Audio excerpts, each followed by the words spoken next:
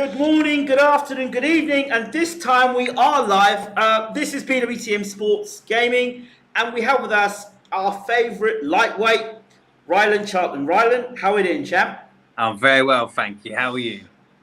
I'm happier now that we're live. Last time we wasn't live, but now we're live.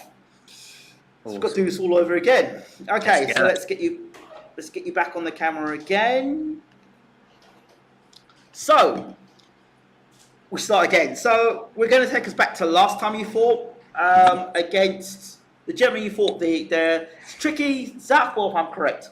Yep, the Luke Willis, the Southpaw that ran away. Yeah, the guy that ran a lot. And I said to you at the start, when we first started talking, and you were talking, the contract was there after you beat Dawes to become a matchroom fighter. I said, looking at you, what is the vision for matchroom for you? So the first thing they do, they stick you with Marku. I'm like, right. So you beat Dawes, they stick you with Marku. So that's another unbeaten, difficult guy for you to fight. Yeah. That happens. And I'm like, okay. So for beating Dawes, you get beat by Marku. Okay, fair enough. So let's see if they're going to rehabilitate you and bring you back. So you come back at lightweight. So they bring you back at lightweight. You come back at lightweight. You're feeling great. And then they bring you in with a guy who's completely wrong for your style, is going to move all night long, make you miss, make you pay, slippery, slick. Annoying. Annoying, yes. And, obviously another L. Talk to us about that. So, yeah, that was not the fight we needed. I mean, if I had sped up, maybe, if I had done what I'd done in the 10th, in the 8th round, it could have been a different story. I mean, I think I lost by a point or something. I should have sped up in the 8th round, but it was just, that sort of style of Luke Willis is a style that gives anyone nightmares. Like, if you want to make me look good, stick me in with someone that comes to have a fight, and it's more entertaining that way. But yeah, they I suppose they wanted to test me against a mover, and didn't get the result. Now, when I see things like that, I think to myself, well, there must be. I always think, and it could just be my imagination, that there's word goes around the camp about fighting. Says, okay, this guy can punch, but he's not good against movers. So make sure you find a mover for his next fight. So we go, hey Tony, your big guy's got a bit of a mover. He's a lightweight, he can move around a bit. Rylan's trying to come back down to lightweight. You know, he's a charismatic guy, can punch a bit.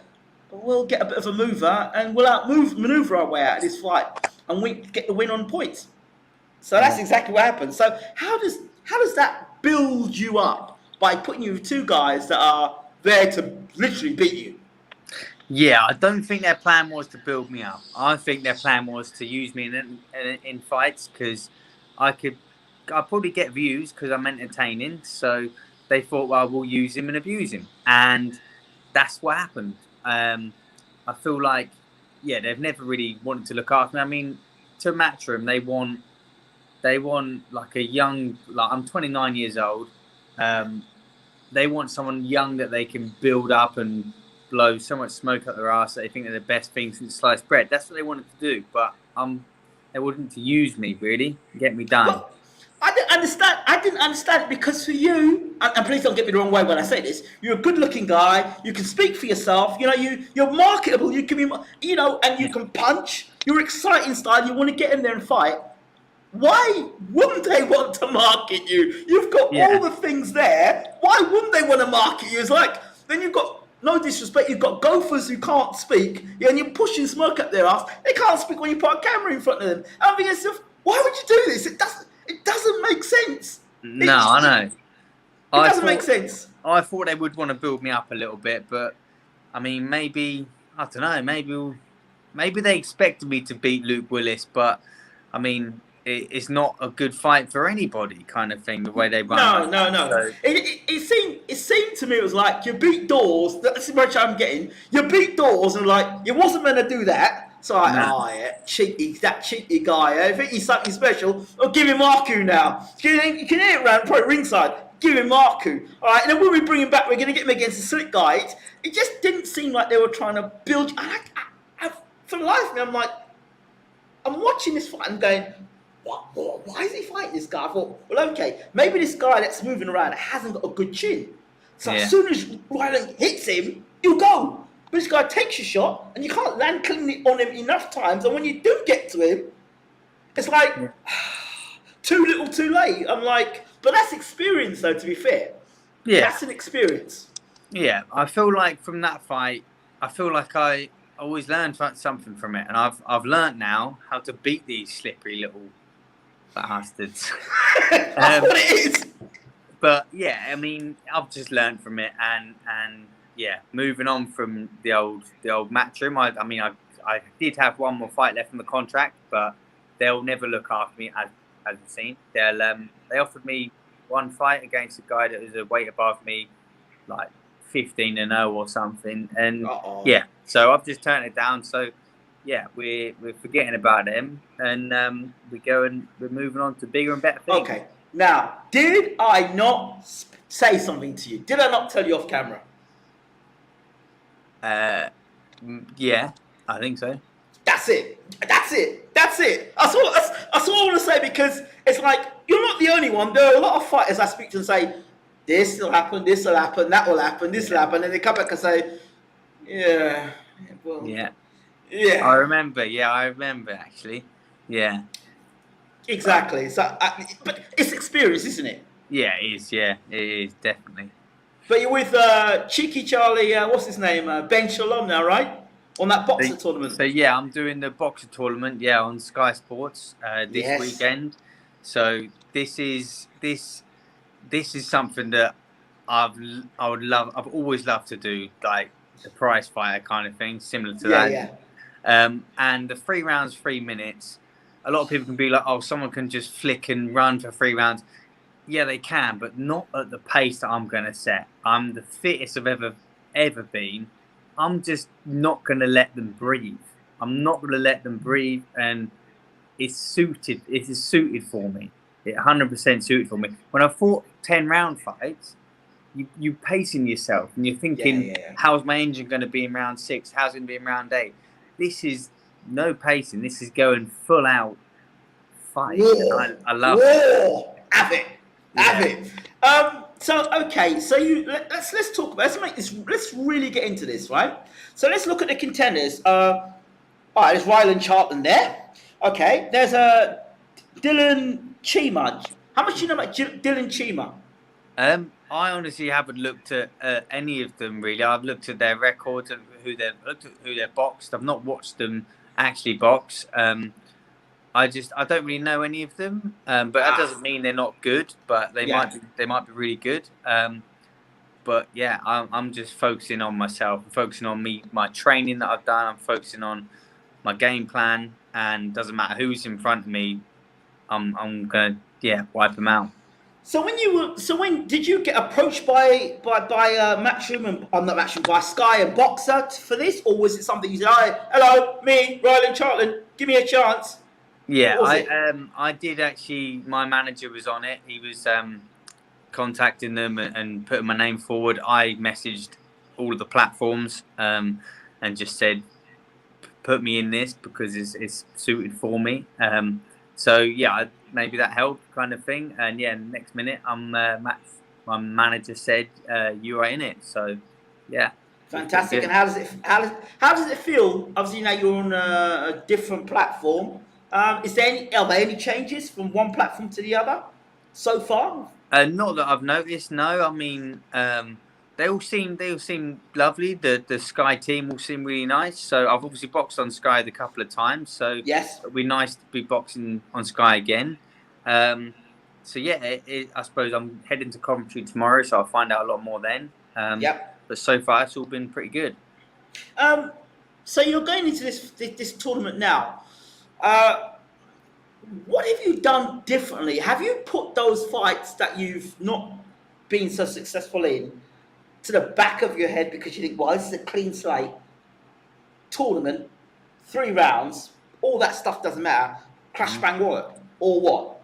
Yeah, so my 2 losses, I've learned from them. I feel like I'm a hell of a better fighter now than I was when I boxed on they've got them 2 losses, I feel a lot better. I just had a easy little run out in March just to build a little bit of confidence booster. Got a nice easy win. And yeah, that was a knockout. Wait. Let's not run past that. That was a KO, right? I didn't knock him out. I knocked him down in the first round. Yes. He was very tough. He had a good chin on him, and he recovered well. But I beat him up every single round, which was nice. Nice. And we done 6 rounds, which I wanted to try and get the rounds in as well. I wanted to get the rounds in to see where my fitness levels were at for the tournament, because I knew that I was going to go for the tournament. So I didn't want to do anything silly. I didn't want to go to blow him out of the water and get caught or something like that. So I just boxed his head off for the 6 rounds. Can you explain to me what it's like coming back off a loss and then and going back in the ring and then fighting somebody and you're going through the rounds and just knocking off the cobwebs? What is that mentally? How do you, like, from a loss to a win? How does that work inside of a boxer's mind? I mean, it was all right. It felt good just to get back in there. Obviously, went back to the small hall to do it. And to be honest, it's hard to get up for a small hall show. But I had a hell of a lot of support, so that helped. It was the first time I've ever fought in my home city, Norwich. So it was nice to have everyone there. And I always wanted to fight in Norwich. A lot of people in Norwich don't like to leave Norwich. So when I've been fighting in London a lot of the time, I haven't had as much support. But it was really good to have all the support in Norwich. And I've ticked that one off my list. I won't be doing it again, but it was one that I wanted to kind of get out there and do. And yeah, it felt fine just getting in there and just getting rid of the cobwebs and setting up for the boxer series. So how does this work now? The boxers, do these wins and losses, do they add to your record, or is it just a separate thing from your actual professional record now? No, I think it goes on a record. I'm pretty sure. Yeah, I think so. Yeah. Because I think there was I don't know, there were tournaments where people fought in these tournaments, but they didn't count on their professional record. They were just that tournament, but not. I don't know if that's the case here. I know there have been tournaments in the past where guys fight, but don't count as a professional win or loss. If I'm honest, I don't really know. Maybe, I'm not really sure. I thought it went on my record, but if not, I don't really mind. As long as fine. So, all right. So what have you been doing in camp? Now, explain to me what you've been doing in camp, how things have been different to your normal average training camp for an 8-round, a 10-round. What's been different?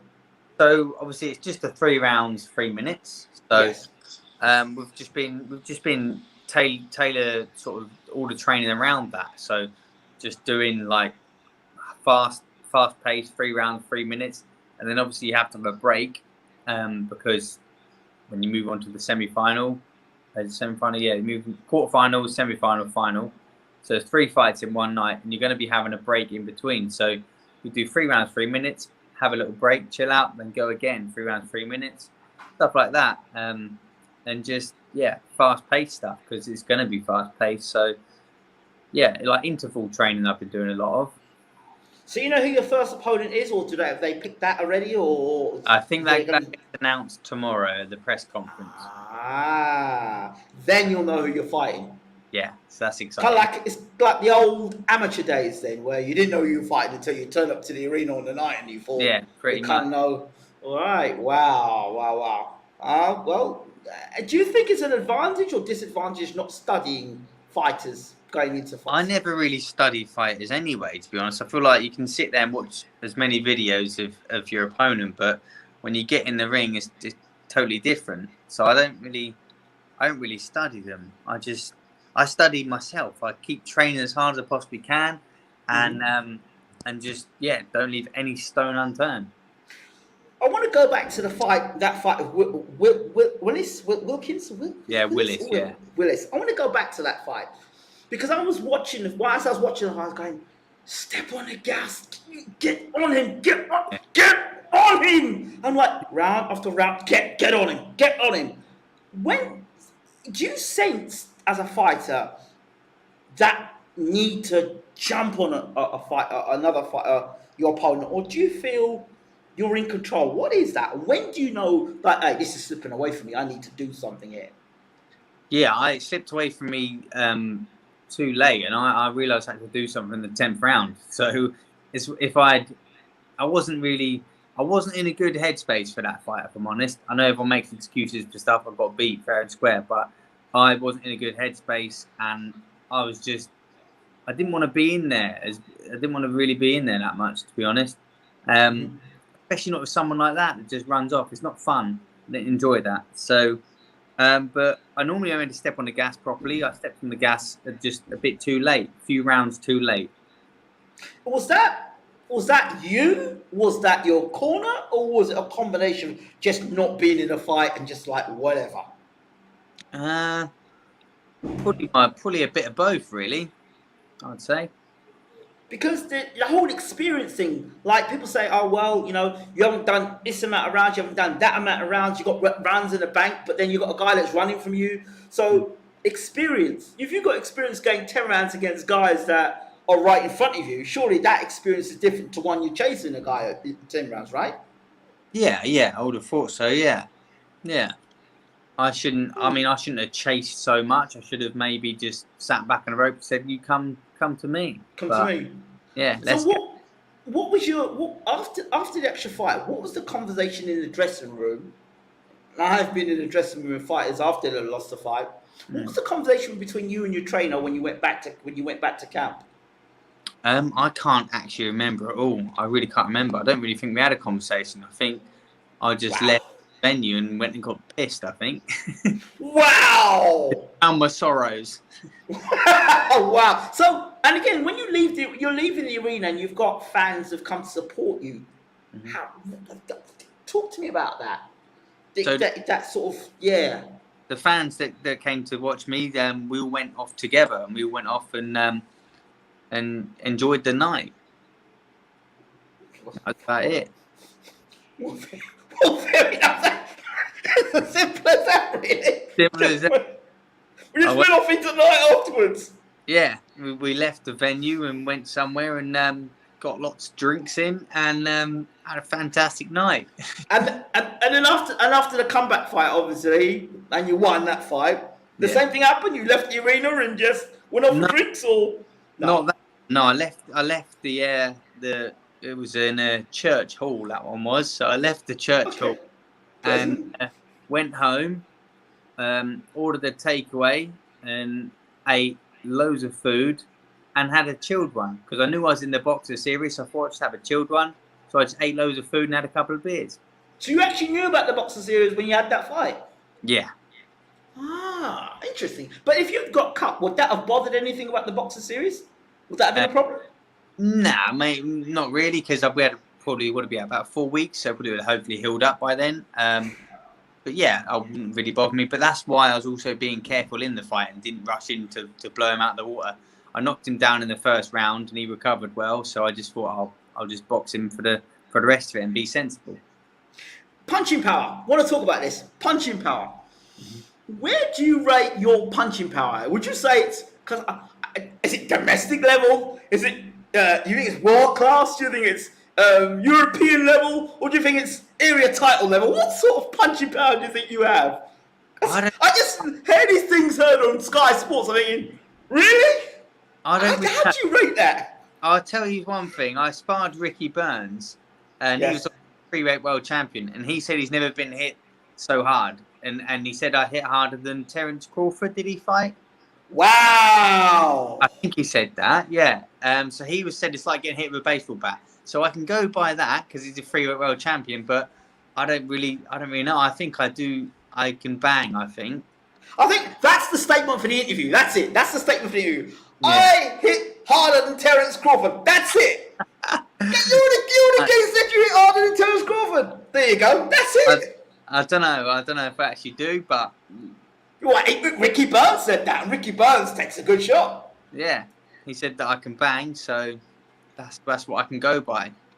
Actually, at the time I interviewed Terence before, I was the only one in the UK actually interviewed Terence before he got to the UK to fight Ricky Burns, and people said, Ricky Burns will beat him. I said, not happening.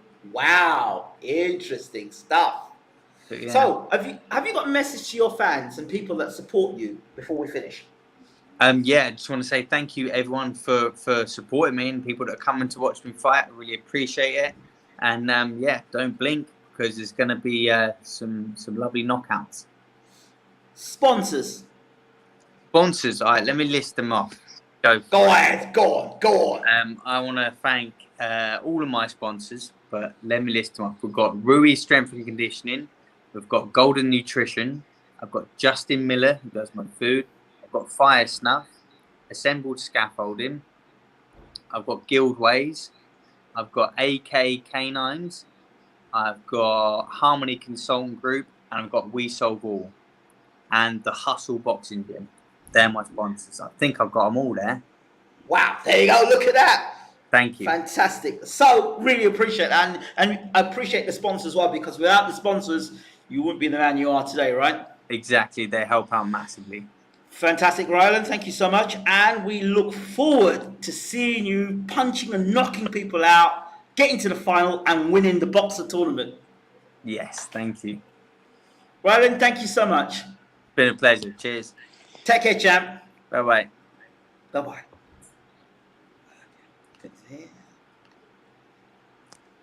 So there you have it. Rylan Charlton giving us the lowdown on what he's going to be doing on the Boxer tournament in Coventry. Check out the press conference coming out tomorrow. And, of course, be there to watch the fight. If you can't watch it, they go to Coventry and watch the fight. You can watch it live and exclusive on Sky Sports. So that's it from BWTM Sports. Another exclusive for you there. Don't forget to rate, subscribe, leave your comments as always, and become a member of BWTM Sports. We're getting out of here. Take care, and thanks for watching.